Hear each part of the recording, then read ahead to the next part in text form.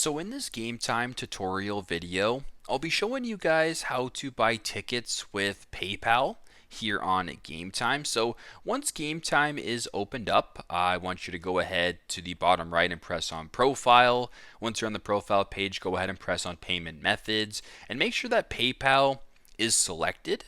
Now what this does is a default you're paying to PayPal when you go to purchase tickets. So for example, if I were to go to buy right here and buy Tate McRae tickets as an example, and then just continue this way and press on confirm. If you were to go to payment right here, PayPal is the selected option. And if you were to go to the bottom, you can purchase these tickets by using PayPal if you wanted to. So very simple, very straightforward. That's how you guys can buy tickets with PayPal here on Game Time. Thanks again for watching and hope this video helps.